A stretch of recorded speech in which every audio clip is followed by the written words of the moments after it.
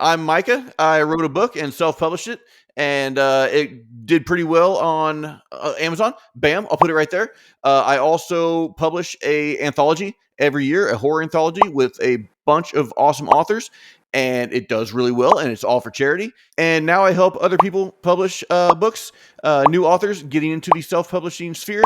I help them do that, and every Friday I get to kick it with my girl and talk about all the awesome things. I like long walks on the beach, and I am 25 years old. Okay.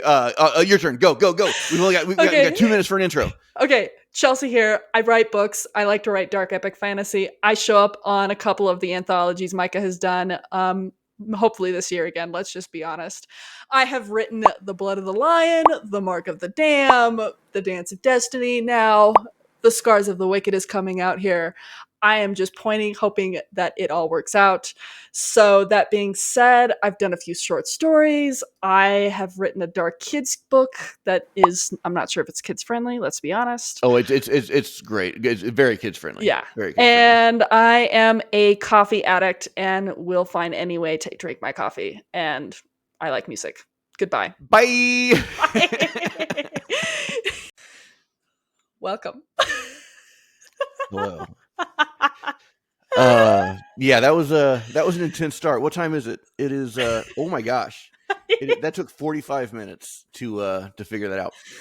Oh wow. My god. I feel so weird. I feel like everybody can see me. I usually am like halfway hidden somewhere.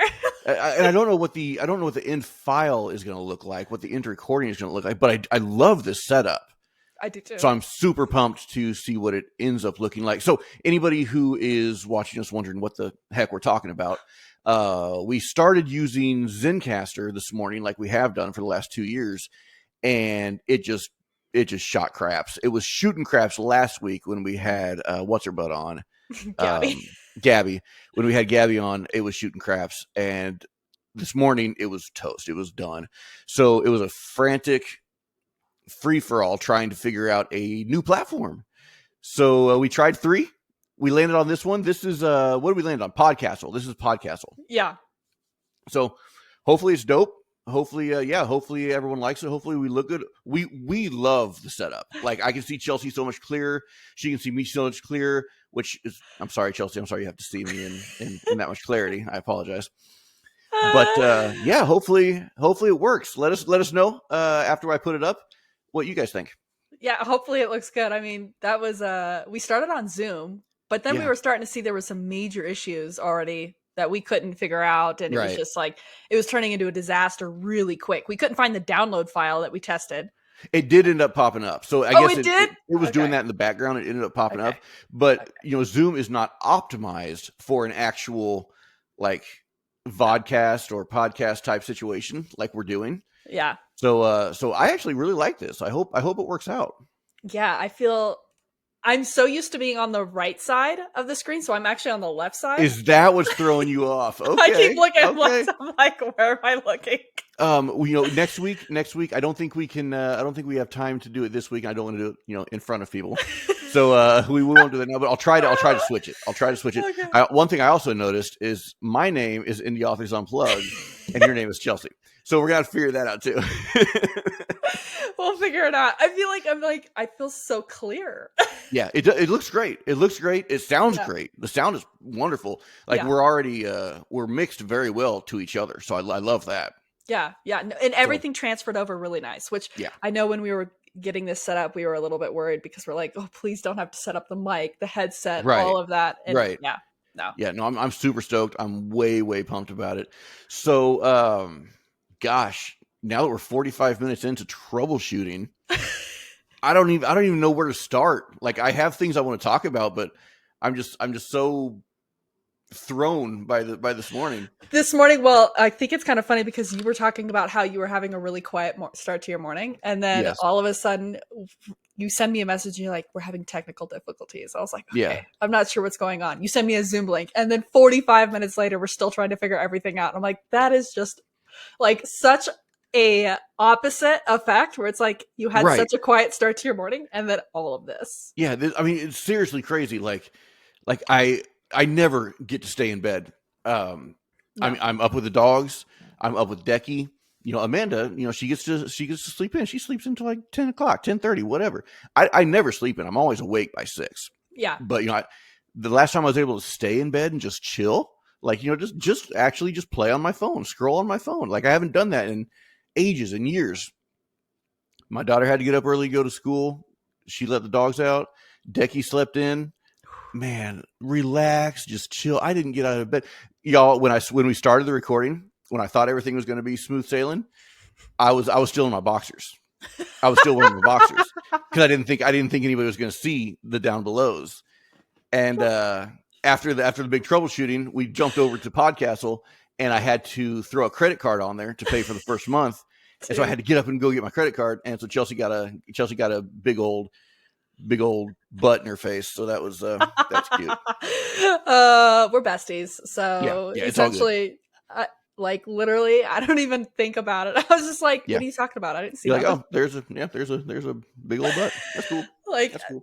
What half the time I've gotten up before and I'm in like PJ shorts and like tank top and I'm running around and I'm like, sorry, Micah. I didn't think I was getting up, but I have to let the dog in. Yeah. It's cool. So it's fine. I know one thing I want to hit on today, which I think is very interesting. I want to get everybody's opinion, and that's why I want to talk about it. I want to get your opinion, and I kind of want to hash it out. I want to talk it out. I actually read the whole email, and I can't discuss everything, which is crazy. So there's actually a clause. Yeah, there's actually a clause down there that, and I don't even know if I want to talk about the clause. But long story short, I can't discuss all of it. But I got an email from Amazon KDP last night saying, congratulations, blah, blah, blah. You have been selected to join the beta program for the new AI audiobook model, right? And I was like, oh, well, everybody must have gotten this. So I Googled it, thinking that it was just something cheesy, right? Googled it. Hardly anybody got this. So it's basically they want to use my book, Urban Legends, as a beta for AI narrated audiobooks. And in return for me doing this, it will go up on, in an ACX file, it'll go up on Audible, and my book will be in audio form, backed by Amazon on Audible. What do you think about that? One, you and I kind of talked about this a little bit last night, and I did some deep research about a year ago, and there was an original beta that went out. Okay. And I remember looking at that because I thought, wow, I never got anything. What are you talking about? Because I had looked into audiobook narrations. What are the options out there for people, that have mega books that don't and can't afford $5,000 a book? Sure, right. And so I was playing around like 8 months ago, and I had stumbled on an email that said, or email thread somewhere in the Google verse that said beta testing went out at the very beginning of 2024 for Amazon. And it was the first time they ever tried their hand at it. And I thought, oh, wow. Okay, that's interesting. So when you got that email, I thought that was even cooler because you were telling me the voice selections have expanded. So they have 50, from what the email said, they have 50 different voice selections now. Yeah. Right. Which from what I gathered originally, the first beta test, it was only like a handful of voices.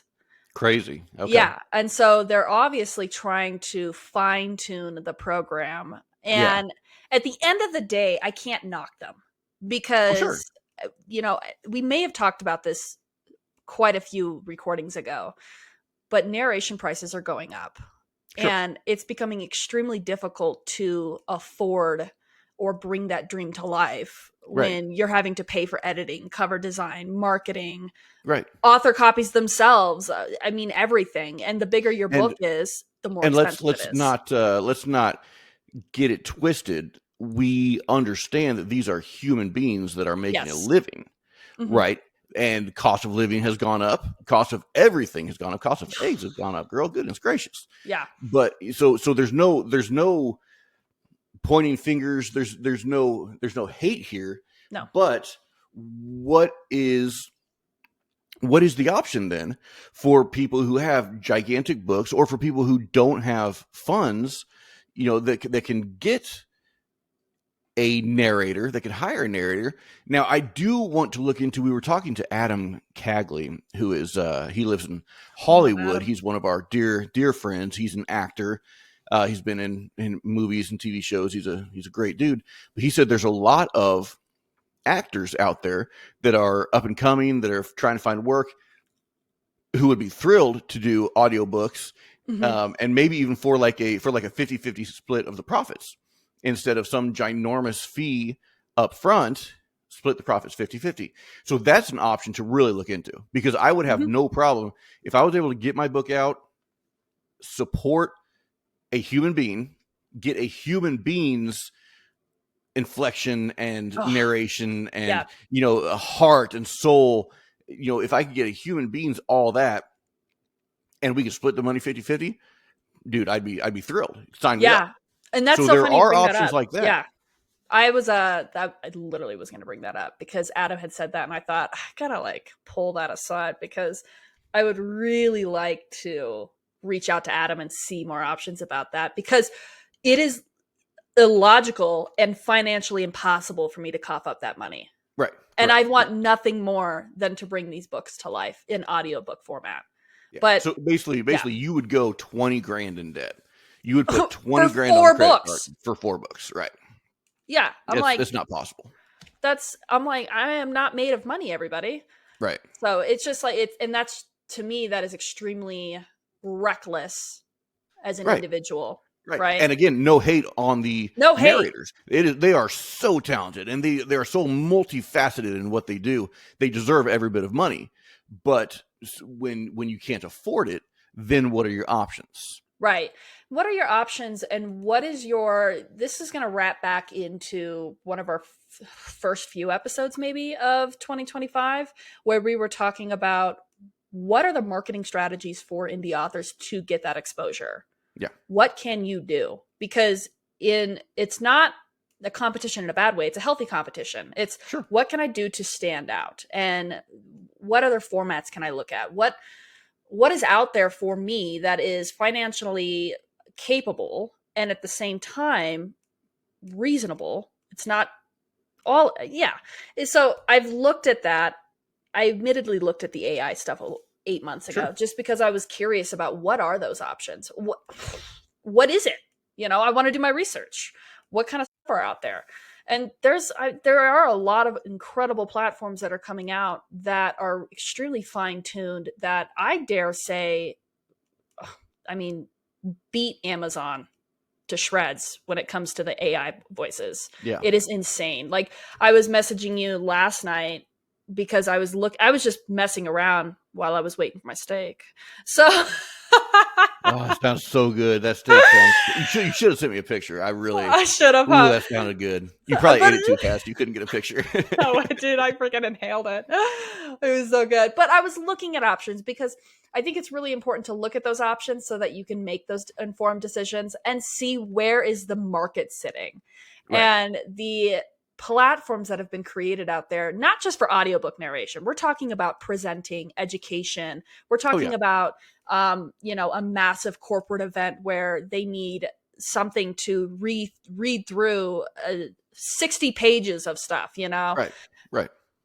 These are the kind of platforms you look at, or voiceovers for video games and stuff like that. Like, I was looking at it just for fun, and the voices for these narrations are kind of crazy realistic. Like, it sounds like just like you and me. Like, it is crazy. And it's not, they didn't steal voices before anybody says anything. They did not. Creating a voice in AI is not as hard as everybody thinks it is. Right. It's just a simple algorithm that you follow, and that you can, when you're in there, you can change the inflection, the stability of the voice. You can high pitch, low range. That's all algorithmic stuff that all the internal process does when you get in there and you start manually messing with things that have, whatever it is. Right. And so, I want to clarify that before anybody's like, they're all stolen voices. They're not. Now, you could, I'm assuming, because we've seen just weird bonkers stuff just come out every single day, really. But you could probably get Matthew McConaughey's voice to narrate your book. Yeah, there is Now, the first that I have a problem with. I did too. Right? That I have a problem with. Yeah. But having a random generic voice that is fine tuned to whatever you want it to sound like, gruffy or lighthearted, whatever you want it to sound like, to have something fine tuned that's all digitally done. Yeah. I don't have a problem with that. But yes, if I get Keanu Reeves to narrate my book, and which would be amazing, Keanu, homeboy, I'll hook it up. But if you did that, that's gross. It goes back to this what we were talking about last week with Gabby.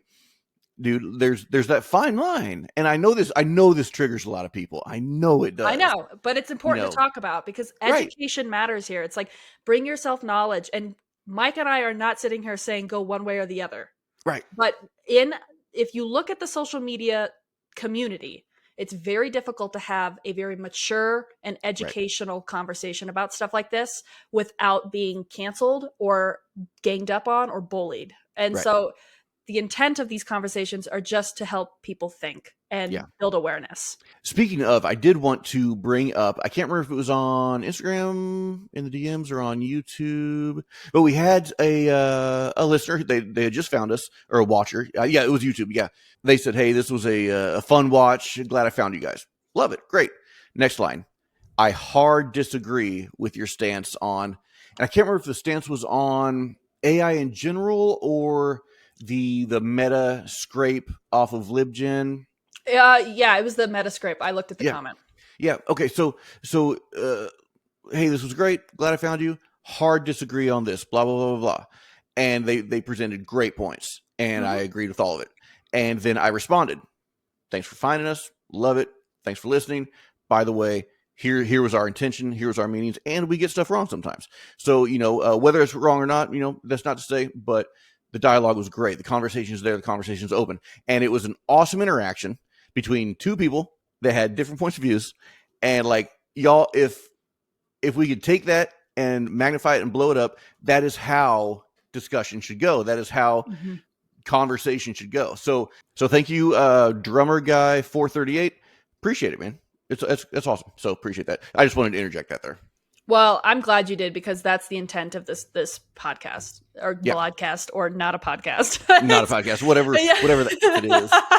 Yeah. Well, we want to have those real world conversations. It's very difficult to have those kind of conversations with the majority of the social media world, because it's a very one statement, everybody gangs up on it, and we're not here to side with any other way. We're not here to say pro AI. We're not saying anti AI.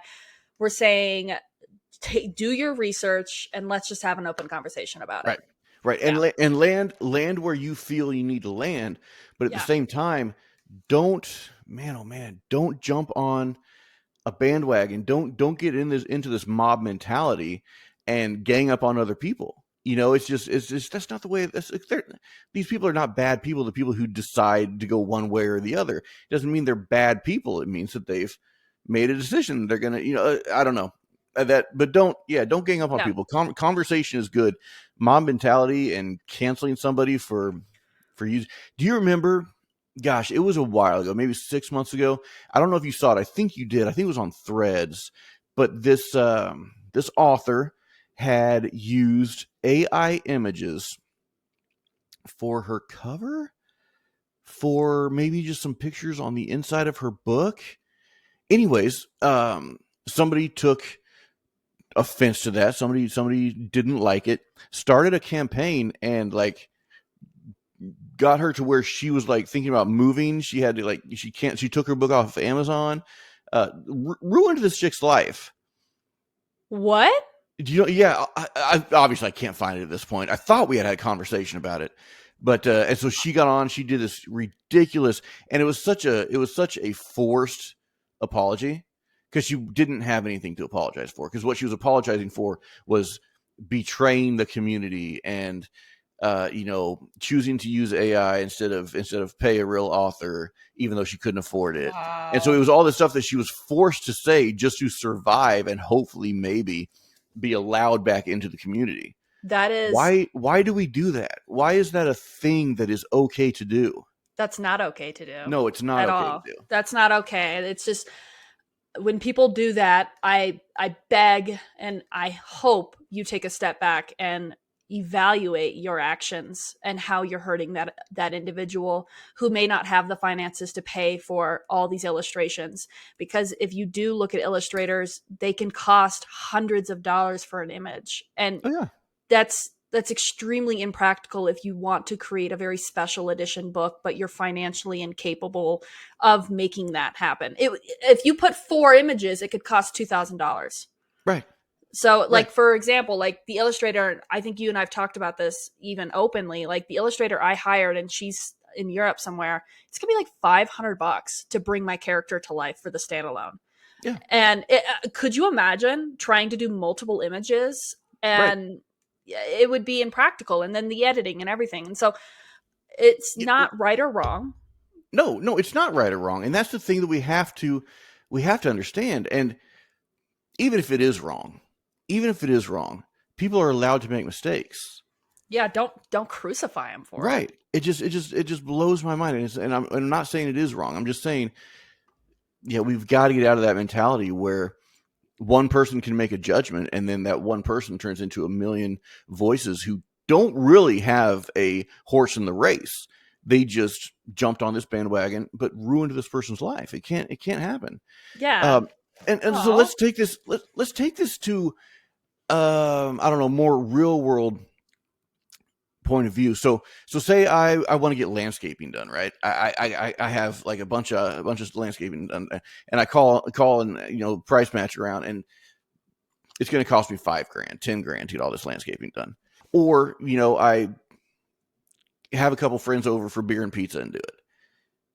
Am I robbing the company of that money since I decided to just have friends over for beer and pizza and do it? Not at all. I don't know. Is that the same? Is it different? It feels same-ish, because that's the companies, all those guys in those companies that bid me, that's their livelihood. So, but I can't afford it. So I'm just going to holler at a couple of homies, buy them beer and pizza, and we're going to get it done. Yeah, and you're entitled to make those decisions that work best for you in the moment. Right. So I don't know if it's the same thing or not, but it feels like the same thing, or it feels like the same thing when you compare the arguments against using AI. Right. So it's obviously not the same thing, because I'm not using AI to do my landscaping. I'm using buddies, but so that's not the same, but the argument. So I guess that just shows the shallow mindedness or the emptiness of this actual argument. The actual argument is doing this takes money away from the professionals, from the people who make their livelihood from it. Okay, so if you're doing X and it costs too much, you decide not to use them and do it yourself. Are you morally wrong for doing it yourself and not paying the person for X? Let's use another example. Am I morally wrong because I cannot afford and will not financially put the money toward my formatter anymore, and decided to do it myself for book 4? Because it cost $800 to $900 for my book to be formatted by him. Right. I love him. I love him to death. Yeah. But financially, I'm like, I got to start reevaluating where I'm putting these funds, especially if I'm working towards the standalone. And what are you using? Anyone, what are we using when we edit, when we format, when we do whatever? We're using programs like Word, like Grammarly, like Atticus, et cetera, et cetera, et cetera. What do all those things run off of? How do those little red and blue squiggly lines pop up under certain words? How does that happen? That's weird. How does something get highlighted in Word and says, oh, this doesn't, or maybe you should do this? How does that happen, Chelsea? What is that does that? AI. Wow. Wow. So everyone in the entire world, in the history of all mankind, forever and ever, amen, has used AI? What? It's so fascinating is the fact that AI has been around since, what was it, the 1970s, or Yeah. is it sooner than that? Is it the 1950s? I almost thought it was the 60s if I'm not mistaken, but I It's could be wrong. Yeah, it's right in that area, but AI has been around, and it has been integrated into very everyday life things, Right. and it's become a norm. But Right. now, obviously, we've had the AI revolution that's taken off, and it's becoming more and more prominent, and I get that the unsettledness of that change. Do we call it a revolution? Because I think the only reason it's a revolution is because now it's in the forefront. True. It's always been in the background. Yeah. It's always been there. Everything Yeah. we've used for decades Right. has had AI involved in it. Mhm. Everything. So the only reason people are throwing a fit about it now, or people are getting, up in arms or choosing sides, is because it's in the forefront now. Right. Ignorant people, just take a step back. So all the stuff that you're using, so you cowardly. Oh my god. I'm not kidding you. You're You triggered. double-sided, people who say one thing and do another. Take a step back and realize that you're using AI every day of your life. When you ask Alexa to turn off the lights, Right. come on, Right. people. Right. Yeah. When you find a new song on Spotify, oh, what? It's Right. like, whoa, this is a great song. Cool. Glad I found that. You didn't find it. AI did. It's true. The autoplay on Amazon Music or anything like Right. that. Like, those are all algorithmic generated by it's artificial intelligence based on your listening. Right. Like, it's Google can be described fundamentally as AI. It's Google like, is AI. yeah, it's like, Google is AI. so When you that's when you where type in, what should I have, and it says for dinner tonight, that's AI. that's AI, guys. Yeah. So when you're thinking about ruining somebody's life or judging somebody because they're using AI, know that you're doing the exact same thing. So Yeah. you have to be a really, really, really effed up person to pursue damage or to pursue hurting somebody else who has chosen to do it in this way when you use it every day of your life. Exactly. That's like, it hurts me in my soul when people are targeted like that Yeah. for something that is an everyday use. Right. That is it really, really, and I mean that. I'm not just saying that just as is. I'm saying that, like, as an individual, as a human, as a person who is trying to make it out in the world, like every other person, whether you're a writer or not, targeting and hurting someone simply because of your incomplete beliefs, Right. and just to be harmful. Incomplete understanding that Yeah. leads to your beliefs. Right. Yeah. Exactly. Like, that to me, it really hurts me as an individual because that's not fair and that's cruel of humans to do to others. It's cruel. It's Yeah, awful. It's cruel. It's evil. It's vile. It's terrible, terrible, terrible. And people do it. People do it every day, and it just blows my mind. It blows It my mind. hurts. It really, like, it actually, like, if I come into contact with a reel or a post that is like what you just said, right? Yeah. Somebody's being targeted or something like that. Or even Jessica, when she was being targeted for copyright material when it was really never copyright material because somebody was just being cruel. Right. Like, that to me, like, to the point where I actually have to, like, almost put my phone down because the empath in me is so ashamed of humanity. Like, and so things like this, when people are targeted for, things that are used on an everyday scale, just because they used it in a different method, a different tool, that it hurts. It's like, you are going to punish somebody for drinking black coffee because you drink coffee with cream. Right. Right. Yeah. Right. Exactly. Both people are drinking coffee. Yeah. But one person gets punished because of the way they choose to drink it. Exactly. Speaking of coffee, I just because we had 45 minutes of troubleshooting in the beginning of this episode, I'm now coffeeless, so I'm kind of bummed about that. I'm not, because as you were troubleshooting, I was like, I have time to make an iced coffee. Yeah. Oh, he's sitting there sweating balls trying to get this thing figured out. I'm gonna make some coffee. Darn right. Cool, man. Cool. So all that to say, what do we think about? I mean, I kind of want to accept this invitation to this beta and just play with it. Just see what it does, see what it looks like, explore. And I have told you this on camera before and off, but I think when we were talking about whether you were going to query your book that we don't really talk about yet, but your manuscript, yeah. So, but you're going to, and I kept encouraging you, still query it. If only for the reason that you get the experience. You get the experience of writing a query letter. You get the experience of sending it out to numerous agents and publishing houses. You get the experience of refusal letters, denial letters. You get the experience of maybe a full manuscript request and then a denial letter. Like you get, but that's an experience. I'm kind of looking at this the same way. Whether I'll stick with it, whether I'll use it, whether I'll be happy with it or sad, whether I get burnt, whether I, gather more readers because of it, but it'll be an experience. And I think it's something worth experiencing. I don't know. That's kind of where I'm at. I completely agree with that. I think if you fall into the anti category, you are failing yourself as a person to try and experiment and look at different options and utilize tools that are made available to you.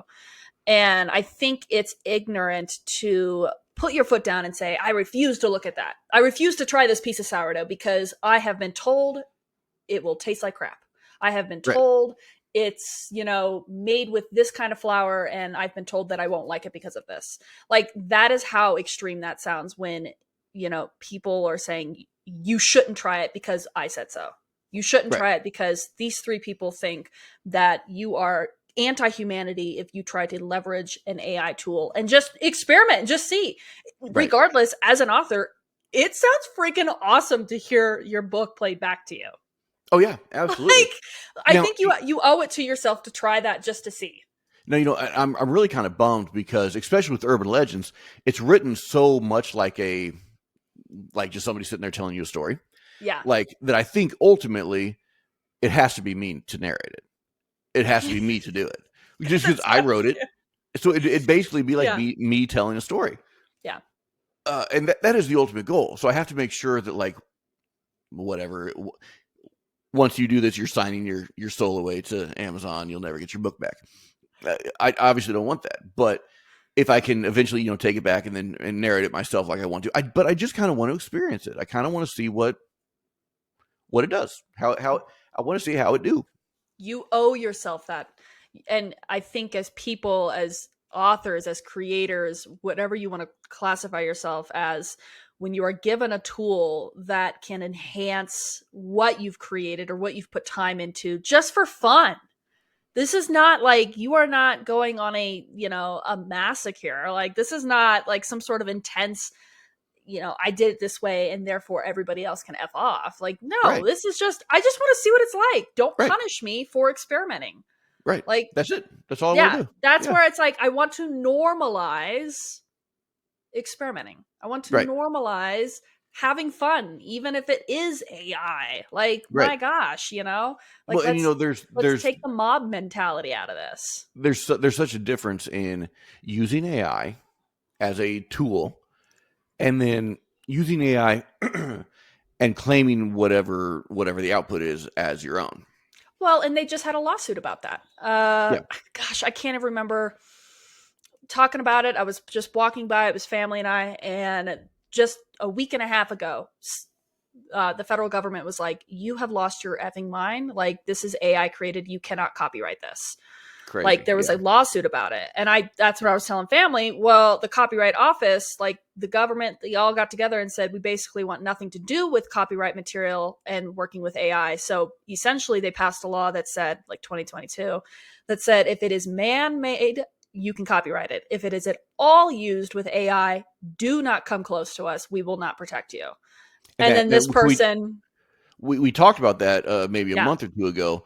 So nothing has changed there. That is still the law, because this person came forward and was like, I'm trying to copyright this and make this big deal. And then there was a whole case about it. And the government was like, bro, you can't do that. We've already passed this law. Yeah. So that's where it's like, don't call it your own. Don't create something. Yeah, you can absolutely use it as a tool. Use it to create, use it as inspiration, use it to accomplish a goal, use it to help you with tasks or with jobs, but you just can't claim it as your own, and you can't steal someone else's likelihood, someone else's voice, someone else's image, someone else's work. You can't steal someone else's work. And that's where I think a lot of people still get hung up on. But I really liked my my metaphor last week or the week before, talking about I have 400 books in my bookshelf here. If I took all 400 of them and put them in a blender and blended them up and I poured it out and I just used that as a database for letters and numbers, is that stealing somebody's work? So Mr. King, I have a ton of his works here. If I put all his with the rest of the 400, blend them up, and use whatever comes out of the blender as for letters and numbers to create something, is that stealing from Mr. King? I don't think it is. Maybe I'm wrong. I don't think it is. Because it's not copyrighted, right? It's like you're pulling, like you said, it's a blender, it's a mix match, it's data. And it's AI, data, exactly. yeah, right. That's where it's like it's data being pulled. And if the data is being pulled, she's laying on the dog bed. My heart. Right. I'm in a different angle because there's a dog bed right here. That's funny. Is brand new, and she sleeps on it all the That's time awesome. now. So that's awesome. But that's it. It's like, are you? And I wanted people to take a step back. Let's remove the creative aspect. Are you going to punish somebody for utilizing AI to create a business email that is standardized, that is sales, that is, it's going to be a generic mass email? Right. Would you punish them? You probably would say no. Right. Because nobody wants to create a mass generic sales email. Right. But suddenly, the moment it comes to a image generator for inspiration, like you said, suddenly you're the enemy. That's what I want people to consider. Right. That's where it's like, use it as a tool, don't abuse it. Exactly. And don't claim it as your creation. Exactly. Because you couldn't copy and paste something that Mr. King has written, put it in your own Word document and say, I wrote that. No. What is that? That's plagiarism. You couldn't do it. That's thievery. It's thievery and plagiarism. You couldn't do it. But you could look at Mr. King's writing and study many of his books, because you're so inspired by it that his writing influences your writing. Some of my earlier writing, like I have been told, that sounds just like Stephen King. Not that the stories are his, or I use the same verbiage as him, or I copy and pasted something. It's influence. Influence goes back to the beginning of time. When I first started playing guitar, the bands that I learned from influenced my style. And then the more and more bands you learn from, the more and more styles you get until you develop your own style. In writing, the more and more writers you read, the more and more authors you read, the more and more books you read, the more and more your style is influenced until you create your own style. At that point that you've created your own style, are you plagiarizing, or are you stealing from Tolkien or Stephen King or any of them? No, you're not. You have your own style that has been inspired by this. Now, I'm not saying AI is the same, but I'm saying that it is just as much of a blender. For some reason I love that analogy, but it's just as much as a blender, and what comes out of it is, it's no more Stephen King's than it is Tolkien's, than it is any other writer, or than it is Micah Campbell, because my stuff's in there too. So it's no more anybody else's. That's my goodness gracious, I ranted way too much this first 40 minutes. I'm sorry, I don't know where that came from. Dude, we got on and we just triggered. Well, yeah, we haven't. I think the only thing we've talked about that we actually wanted to talk about was that email, and that was like 5 minutes of this 40-minute conversation. But that's the thing, though. Like, cultures are created from a blender. Like that is, you are absolutely correct. Taking books and blending them and all that influence. Cultures are the same way. Humans are the same way. Everything in our life, and so it's like, I love your analogy because it's accurate. 100%. Yeah. Look at Decky. Look at Decky, my 3-year-old. He's got a hilarious sense of humor that has a lot to do with poop and butts. Where do you think he gets that from? I don't know. Where do you think he gets that from? But and then of course he has the sweet side to it. Where do you think he gets that from? From his mom and his sisters, and he's this creation, he's this blender output of us and of his environment. Exactly. So I don't know. It is not the same, but I'm trying to paint the picture of what it is more like, as opposed to the villainous evil that people think it is. And yes, I do think that the AI will take over and murder us all, like in T2. That is definitely going to happen. Yeah, robots will suddenly get smarter than humans, and they'll be stronger, and they will kill us all. And so yes, AI in the end is evil, but for right now, you can use it. You can use it. Just don't abuse it. Don't claim it as yours. Do not steal. Do not pirate. Do not plagiarize. But there has to be, and of course, it's a gray, blurry line, but it's there. There have to be boundaries, and I think coming off the discussion we had last week about the Meta issue that's going on, the lawsuit, I think this is going to really bring a spotlight into creating those boundaries, because the advancement of AI is moving faster than laws can be created. Right, absolutely. And so that's why we're running into this problem, right? And now we've got the spotlight on Meta as well as a few other companies, but Meta is taking the villain target right now. And it'll be interesting to see what happens in the next couple of years. What laws are going to be put in place? What boundaries are going to be put in place? Because this is that catalytic moment. It's going to change the game. Right. Yeah, I totally agree, dude. Good first topic, bro. High five on that one. Oh, yeah. I don't even know. I think it was freaking fantastic. I have to move. My leg fell asleep. But yeah, I heard all the leather ripping off your leg there. Yeah. I fell asleep. It has been sitting for 42 minutes in that position. Yeah, that's awesome. Think of what my hemorrhoid feels like right now. Sitting in the same position for 42 minutes. Goodness gracious.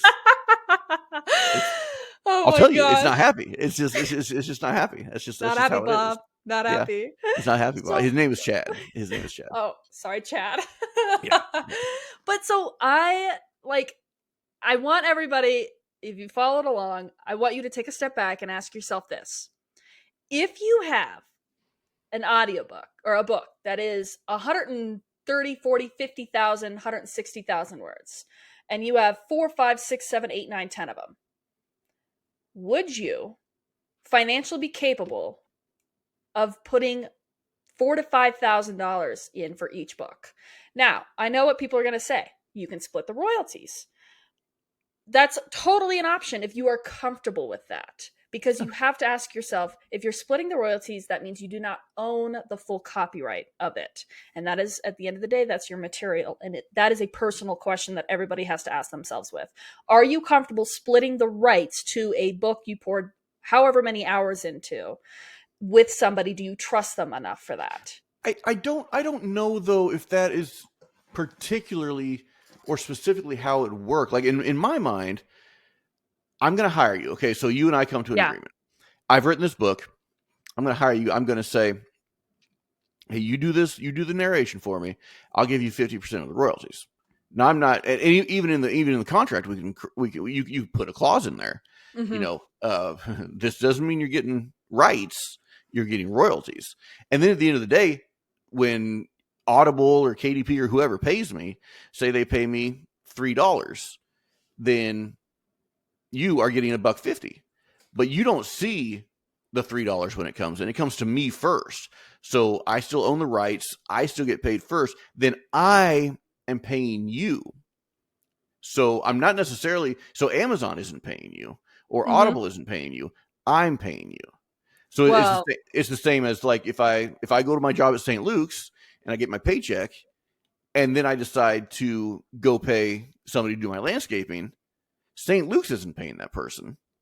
It depends. It depends. So Amazon has a new format now where I can't remember the name of it. Somebody was talking about it, but you can go on there and narrators are on that Amazon platform now. Yeah, and so you essentially go in on contract under Amazon. Yes, if you did it like that, yes, I think that is much more of a Like they dangerous line. split, but they Right. split it. And so and I bring up the example I used because I had a narrator that I had been speaking with, a gentleman, and I loved the sound of his voice. I was like, well, maybe we can make this work. He fell off the face of the planet. He was an upcoming narrator. I have no idea what happened. He kind of freaked out. I hope he's well. I do But too. Wow. yeah, he was kind of out of the blue. Like Hmm. he kind of made a stomp on the community and then just like fell off the face of the planet. And Crazy. Weird. all the promises he made to authors never came through. Wow. I hope he's okay. I Huh. really do. I do But I too. was Wow. speaking with him and he had offered me a really good price. It was $3,000 for the first book because Mhm. he was up and coming. I was like, holy crap, I can kind of fathom $3,000. Yeah. Yeah. You know, if it's a hefty book and you're up and coming. I can fathom that. Yeah. But he wanted half the rights. And No. that's where I hesitated. No. That would be zero. No I third. told him, I appreciate you. I understand, you're doing your thing. That's your deal. yeah. Shake hands, walk away. Nope. And that's where I was like, I actually, to the point where I was like, you know what? I'm like, let me just put a stamp on this. I said, and I'll come back to you. Like, I was very professional because I was like, that does not sound right to me. Mm-mm. But I want people to be aware of that. Like, as authors, when you were going in with narrators and you are doing that 50-50, there's a good chance they are going to ask for half those rights. And if you are asked, yeah. I didn't know that, and that's crazy. Yeah, don't ever give your rights away to anybody. That's wild. No, and that's where it's like, except to that's AI, what makes give me your nervous. rights away to AI. Do that because obviously that's what Right, that's what this whole episode is about. Yeah, so don't give your rights away to other people, but definitely give it away to AI. You heard it Sold here my soul first, to AI. right? But that's the thing. It's like, be careful when you're working with those 50-50s because I know there's options out there for that. And I totally respect anybody that finds a narrator that they trust and they can get into that. And they can have a 50-50 and it's good relationship. Oh my gosh, if I can find that. Thank you. Because I would love to do that. Wrapping back to Adam and, his discussion. Like, if I can find somebody that I inherently trust and I'm like, okay, this is going to be a good situation, I'd be happy about that. Yeah. But there's a lot of situations out there where there are kind of vagueness with those contracts and those lines, and suddenly you're not sure if you own the rights to it or not. Yeah. That's scary. And I don't know. Yeah, stay away from that. Yeah, and I don't know Amazon's contracts with that stuff. I don't know if there is a clause in there that says, the author retains full rights. If it is, and you know it, drop it below. Let's spread that awareness because I have no idea. Yeah. But yeah, do your research. Yeah. Yeah, totally agree. Yeah, absolutely.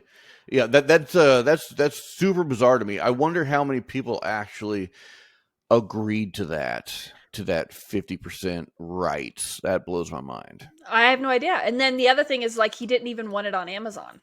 He was like, I want it on this other platform that's like, I can't remember the name of it. It is a bookish platform, but it's not as big as Audible, right? It's was it the Sanderson, the one that Sanderson did when he was fighting Audible? I don't know. I don't remember the name. If I heard it, I might be able to go, yes, that was it. Okay. But yeah, I don't know what it's called either, but I remember when Sanderson pretty much changed the landscape of Audible for the better. So thank you, Sanderson, for that. But he had talked about that this other platform. I can't remember because now Audible seems to still be the monopoly, and he's back on it. So yeah. And that's the thing. It was just like, I did a bunch of research on this other platform that he was like, oh, we would be releasing it through there. And I was like, bro, I'm like, yes, it is an audiobook platform, but it seems to be a very small platform that nobody knew about. I didn't even know about it until you said it. Yeah. And he was like, well, you can do lower prices that way. And I'm like, yeah, but if you get an Audible credit, like people, they dig that stuff, Oh yeah, dude. No, well, and it's the same thing as like somebody was talking about it last week, where you have to start looking at other options besides Amazon because of all this. Yeah. All this poo-poo that people are. Yeah, right.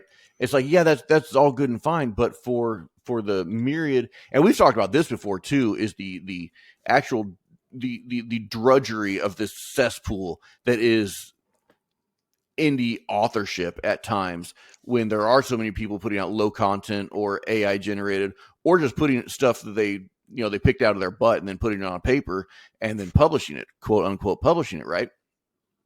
that really, really, really, really, really, really times infinity hurts actual indie authors that are out here trying to sell books and trying to have a career and be seen above all that sludge, all that, So yes, another platform might look tempting, might look good, but when nobody knows who you are and you are a nobody still, Amazon is your only option. It is your only option, unless you're going to go. I mean, I guess you could pay millions of dollars to do so much outreach and so much marketing that, because for every 1,000 people you hit with an ad, one person is going to actually show interest in it. Mm-hmm. So you'd have to hit 42 billion. I did the math in my head there. But you'd have to hit 42 billion to get anybody to go to this other platform that would make it worth your time. Or you could just go to Amazon, do some, do KU, do some Amazon click ads, and start building your base up. Well, right? And the majority of the public, the general public that you're trying to reach, uses Amazon. Right. That's the thing. And of course, so that the person on YouTube the other day that I said had commented, and it was such a good conversation. They had said that just because something, just because you can't change something doesn't mean you don't call it out. Doesn't mean you don't fight it. I 100% agree with that. I 100% agree. Yeah, absolutely. Like I told them, I would to my death fight for certain things, even though I knew that it wouldn't change. Mm-hmm. And that is where it's a personal decision. You have to decide what is worth fighting for, what's not. You say it all the time, but pick your battles.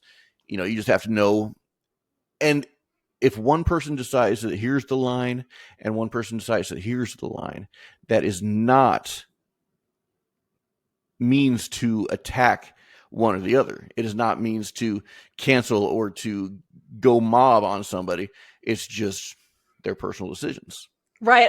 The scene from Beauty and the Beast when Gaston goes kill the beast. That is all I can think about while we're talking about this. Oh yeah. Every time we see that mob mentality, I think of Gaston. And Gaston thought he was right. Mm-hmm. Gaston thought he was the good guy. The and entire movie. Yeah. Now, some bad guys know they're bad guys. Yeah. And they own it, and they do their things because they're doing it. But they know they're bad guys. Gaston thought he was the good guy the entire time. So all these people who are running these crusades, and I'll use that word intentionally because the crusades were evil and barbaric and terrible, but they thought they were right. Right? So all these people that are running these crusades to cancel somebody or to argue this and that with AI or whatever, you're not the good guy. No, it's just like, it is a nobody's right, nobody's wrong, and let's have an educational conversation about this, and let's stop hurting other people because they said they liked their coffee black. Right. That's because that's essentially what we're coming down to. Yeah, exactly. And trust me, we can sit here and say like what you said regarding like certain things you'd fight for the death.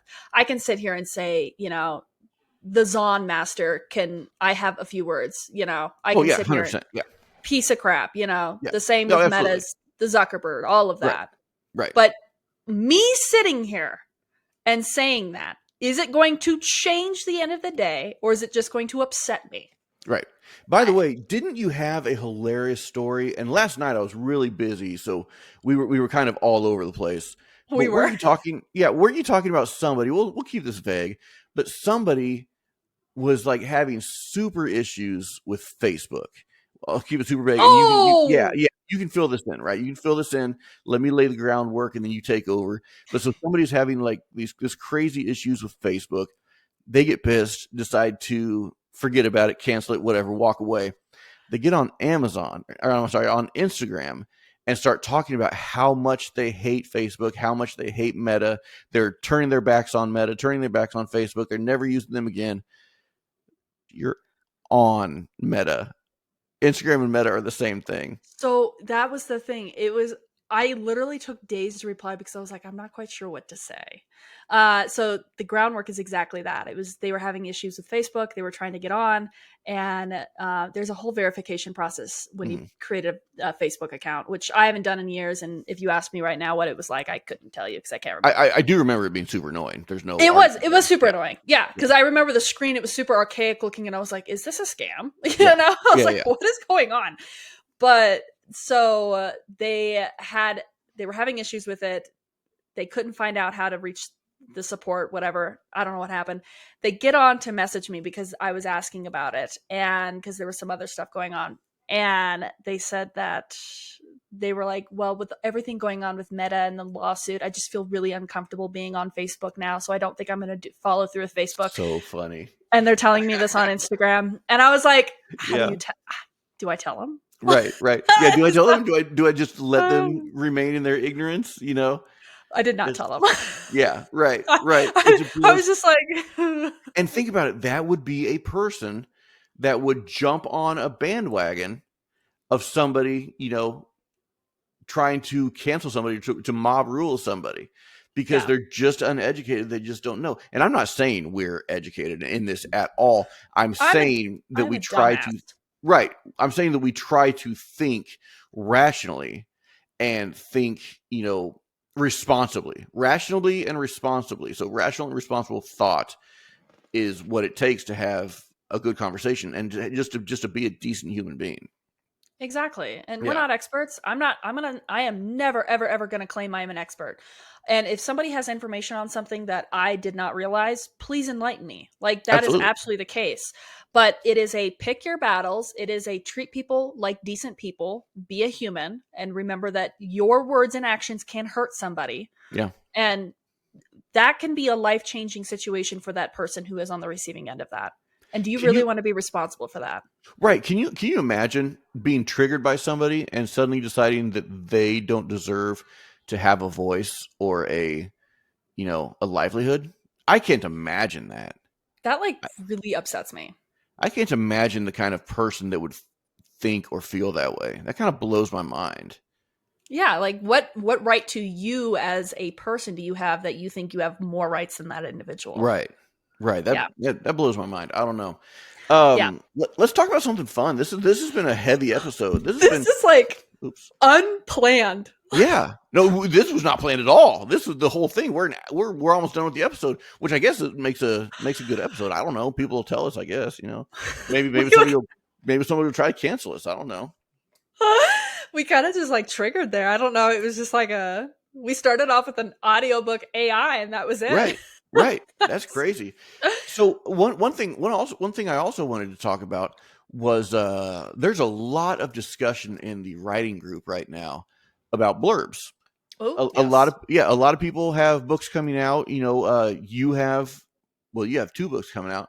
I have the book coming out, and there's a lot of people in the writing group that have books coming out. And so we actually started a section, a channel where people can go in and help everyone to write blurbs and doctor it up, or I liked this, I didn't like that, et cetera, et cetera, et cetera. You and I obviously don't need that because we're professionals and we're totally professionals. Yeah, we're very good at what we do.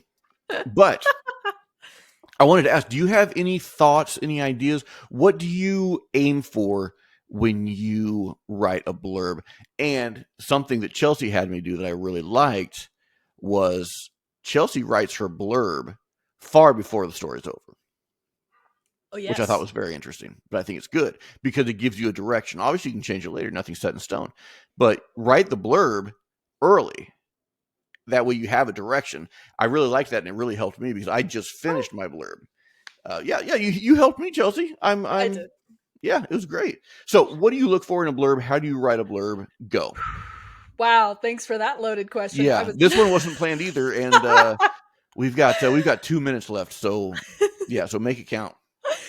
Blurbs, there's blurbs for everybody. Like what works best for me might not work for everybody else. You heard it here first, quote unquote. There's blurbs for everybody. Yeah, you are welcome. Happy Friday, everybody. There's blurbs for everybody. Oh my god. Oh. There is blurbs for everybody. I'm literally gonna die. Yeah. And really, Joe, that's all you need to say, girl. That's all you need to say. I'm crying. I am crying. Where's Gabby to take us out? That's it. That's all we need. That was it, dude.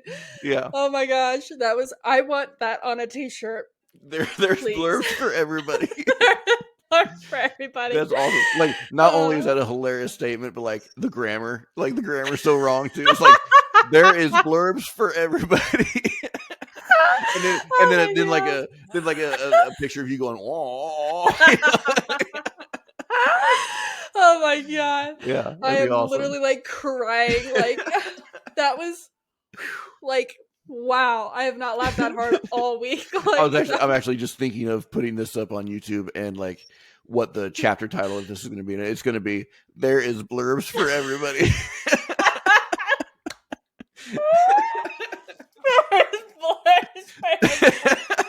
Oh crap! I just farted. I farted laughing too loud. Oh, that's funny. Oh man. Oh my God, I literally can't. Oh my God, dude, I'm like dying. Oh God. Good. Tears in my eyes. Okay. Dude, bro. Like I am. Yeah, it's like all right. Cut all that. That's not cut all that.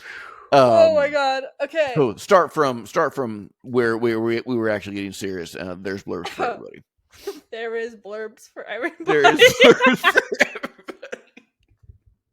The more you say it, I'm not hearing it gets. it's so good. Oh my God. I can't see. Oh God, I am like. I am. Plus, it's also hot in here, so like I'm starting to get like a little heat hallucination going on too. I had a jacket on, and I was like, I literally am like getting ready to hop on, and I was like, I am gonna die in this jacket. Like, yeah. Getting hallucinating. Would you like me to repeat the question? Yes, please. When you sit down to write a blurb, what is your end goal? What do you focus? There's blurbs for everybody. I can't.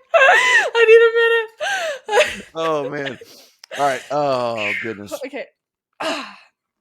Okay. Serious face. Talking. Serious face. Blurbs. Serious face. Theme. Trope. Yes. Vibe. Yes. One-liners. Those are important. I love one-liners. Yeah. Okay. Hit me with the question again. Here's the question. All that's going to be cut, so we're just going to go straight from serious topic to serious topic. None of that is going to make it in. No BS here. No BS here. C.D. McKenna, famed, worldwide, award-winning author of the Vorlian Saga and other works. When you sit down to write a blurb, what's your goal? How do you do it? What is important to you? There's blurbs for everybody. Don't you dare. Don't you dare. Well, first off, there is blurbs for everybody. There is blurbs for everybody. What I do. Okay, I'm a huge one-liner fan. Me too. I love it. And I will say, was it the first book that I started? I did not start with the first book. So when I wrote the first book, I had no idea what I was doing with the blurb. It was a traumatizing event to write the blurb. Was it? Because I didn't know what to do. First of all, it is anyways. It is anyways. That never changes. But for your first one, I can see it being very traumatizing. Yeah. I was already I was at the end of everything, and it was just like, my editor helped me all the way through that blurb, and I was just like, and he gave me a lot of pointers about don't tell the story in the blurb. Mm-hmm. Give it vague enough and put the main topics that you're talking about. Is somebody is there a heist? I'm thinking of my blurb for the standalone. I'm thinking, okay, the heist is one of the plot drivers. The dragon egg is one of the plot drivers. Amazing. Him being bonded, that is a plot driver. Have that. Have the intrigue and the reason why these characters are doing what they're doing.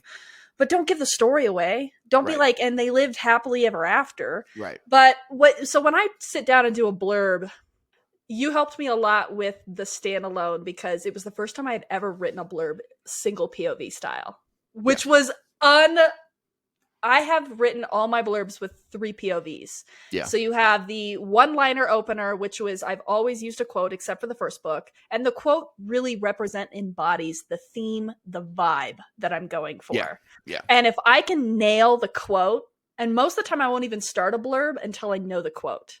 And I can be halfway writing through the book and being like, whoa, out of body experience, and go, this embodies the entire book. Crazy. This quote. Okay. Yeah. And that is the quote that I will put on the top of the blurb. Yeah. And then I go into do I know how to English? and what is the intent of this delivery. And just like Yeah. you were saying, like I do write the blurb before the end of the book because it gives me insight and it gives me a vibe. Like, Right. I don't know how to explain it. I don't, and maybe you feel the same way. When I'm writing, it's not necessarily the storyline that's keeping me going, it's the vibe. It's like Right. if I sit down and I go like the standalone, I want dark, gritty, redemption arc, anti-hero who is forced to become the hero. Like, that is the vibe I want to deliver. And Yeah. that vibe, if it feels right, like in my bones, I go, this is being delivered, then I know I can transfer it to the blurb. Yeah. But if I cannot figure it out in the storyline, if I can't get the first few chapters and things are just not working, I won't touch the blurb at all.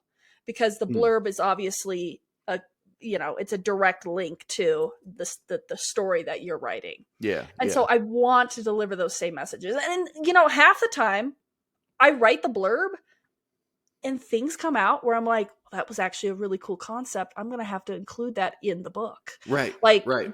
the portion about the red goddess, the worshippers of the red goddess, right. was never in the book Well, until that's I what wrote the blurb. when I read that, I was like, "Oh, that's cool."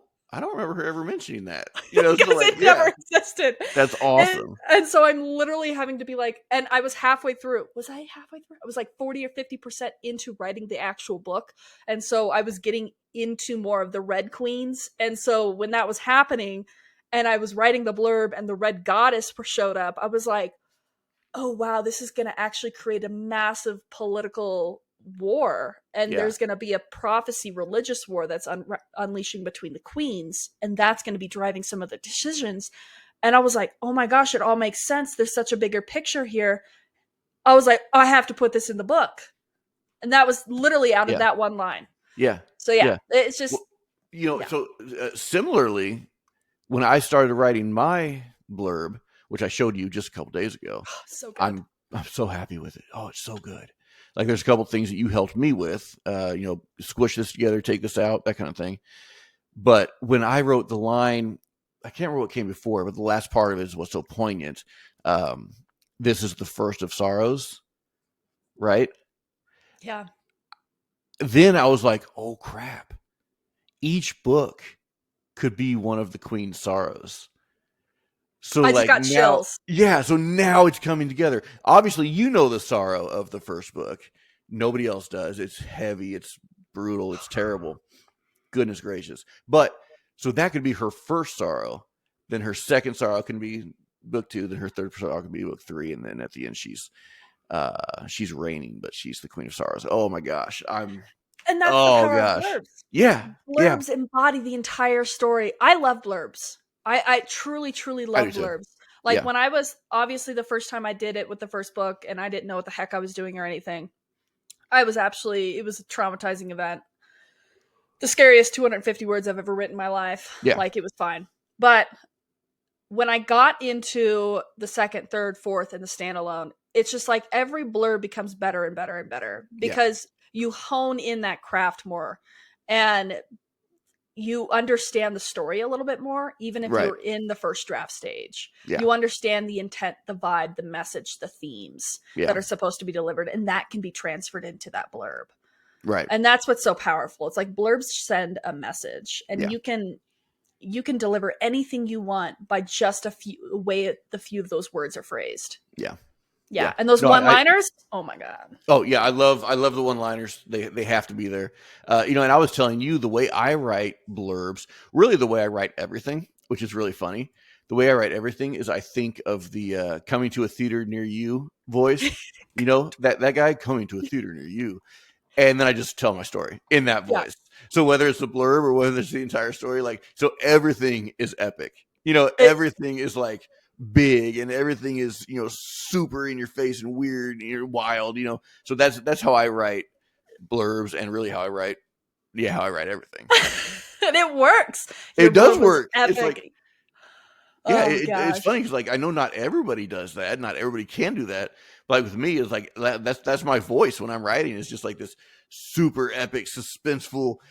Everything is at stake all the time. And that's because that's what it is, right? That's what you want to send in your blurb is like crap's falling apart. Here's the, here's the plot driver. Here's the magnitude of these mistakes if they go wrong. And by the way, the entire world is falling apart. Right. Thanks. Here's your one-liner. See you later. Right. Here's your quote. Here's your one-liner. Everything's falling to crap. And over there's the hero that might save the day. Who knows? I don't know. Yeah. And I'm a personal fan of quotes in blurbs. Now, I know not every author does that, where it's like you open the blurb with a quote. Right. And that's totally fine. For me, I have found it works a lot. I really like it. Yeah, it sends, you pull a real piece from your book that embodies everything you want to. Right. Boom. And that, that opening line, that is the first line people read when they're reading the blurb. And they go, whoa, that is right out of the book. Like, exactly. That says a lot. Like, this sets the tone. I know what to expect now. Because even with the blurb, it's like, yes, there's your writing style. And yes, here's the summary or the plot or whatever. Here's your intrigue. But the quote is actually from the book, and that sets the tone. And people can be like, wow, Jane. Yeah. Like, I gotta back it up real quick, though. I'm just recalling, did I even put a quote in my standalone blurb? I don't think that you did yet. I don't think I did. I don't remember. We'll say that. I don't remember either. It's such a habit for me that I immediately said, yes, I did. And now that I'm sitting here, I'm like, I don't think I did. My standalone blurb does not have a quote. In fact, instead, I do a pirate, a heist, a destiny he never wanted, and the birth. Right, you do that epic setup one-liner. Yeah. Which you could still throw a quote in there. I just don't want it to get too busy. Right, and that's the big thing that I think everyone agrees on and needs to. You can't make it too busy. Like, it can't be too wordy. 150 words to 200 words, I think, is what the goal is supposed to be. Yeah. And I think if you have multiple POVs, I think they even say you can do 250. What's funny is, when you brought that up. So, when Chelsea first started her blurb, she sent it to me. Hey, check this out. What do you think? And it was segmented off into paragraphs. Like 3 POVs. Like it should have been 3 POVs, but it was all the same POV, and it was just different. I was like, what? Like, what is happening? Yeah, I was like, what is happening? And she's like, oh, well, it's only supposed to be 1 POV. So we are, but it was really funny to see that it was still written as like 3 POVs. So she had to have like 3 specific story arcs or points in this blurb. And it was like, no, we don't need to do that. You're like, well, slow down, dude. slow down. And remember, there is blurbs for everyone. For everybody. Yeah. There is blurbs for everybody. All right, you know what? Let's freaking wrap it up. We'll do a proper blurb discussion next week, since we had so much to say about the AI audiobook industry and all that crap. I have a thing. What you got? Okay, nobody's shared their blurbs yet. But would you be open to sharing our blurb next week? Each? Yeah. I'd love only to. On here. If you listen, here, you're gonna get it months in advance, because I am not dropping a blurb reveal on the socials until like June. So cool. I'd be happy to. I love yours. I love mine. And remember, everybody, not that there's blurbs for everybody, because there is. There's no right or wrong with AI. We are not taking a stance either way. I'd love to hear your opinion. I know we both would. And I just be kind to people. Yeah, agreed. That's all I have to say. Agreed. That's all I have to say. Except for, I will also say, thank you for joining us. I've been Micah. I've been Chelsea. We have been Not a Podcast, and we have not been Icker and Ink, because we don't do that anymore. But if you enjoy this time, if you enjoy us, give us a like, give us a subscription, give us a pod. We don't do this. We don't ask for crap like that. What do you say? Hit the bell, the like, the button. I don't know. It feels too baggy to me. I'm not going to do it.